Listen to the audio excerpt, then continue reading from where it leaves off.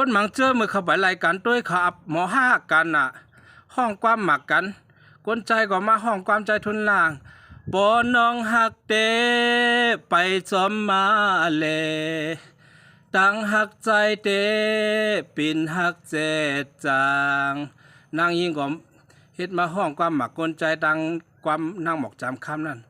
สั่งปีตังน้องมีจำการน้องอำกูตังตุกตังผ่านน้องฮัดฮักปีต่อจูสุดปา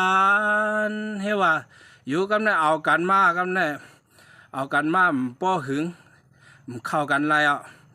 ผู้เสมีเสผู้ปึงความปุกแนวกันแน่นางยิงสู่ในก้วยเฮ็ดทางเฮ็ดพังจืดลาอยู่เป็ดลายกนยิงก็ซากกันแน่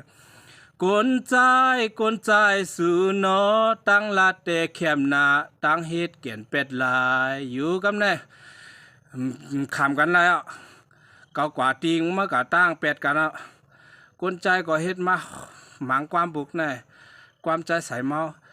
ตึงมันละเก่าเตปล่อยปานเมื่อคืนละเก่าเตอำจานนางยิงก็มาหมังความนางคำนองครับเนี่ยกนใจลองกูลองไอไว้เป็ดเลยเย้าใจกนใจอ๋อกวนใจอิ่มเจอนอก้นกำพองก็เฮ็ดนั้นนะค่ะพี่น้องค่ะอาหารนะเมื่อหน้าบางแขกเขาเมื่อเขาไปกินแขกนั่นอันเลยเป็นแต่เป็นว่ากลางแล้วกักนางทั้งหลายก็กอดกันสำหรับอันหนาก้นหิมหอมเขาตึกอามตึกข่อยเขาตึกจมเขาค่ะเนาะเพื่อเขากินแขกม่ามบ่หึงว่าแปดกันเอาค่ะว่าตกใจดีว่าเขาแปดกันเอาว่าพี่น้องเขาว่าโอ้ยเขาขา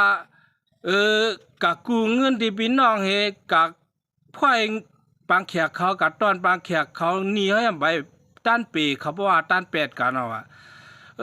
เขาเอากันในย้อนเบอร์สามพี่น้องเขาว่าจังนั้นน่ะซ้ำซังหรือมีลูกคมกันไหลก็จ่องแปดกันแค้นอินกะนั้นก็ดีอยู่นังเขาเนาะไปมีลูกคมกันแปดกันก็นั้นก็เขาเอากันในย้อนเบอร์จังไหนก็หู้อะไรพี่น้องเขาว่าเขาใครจังไหนโย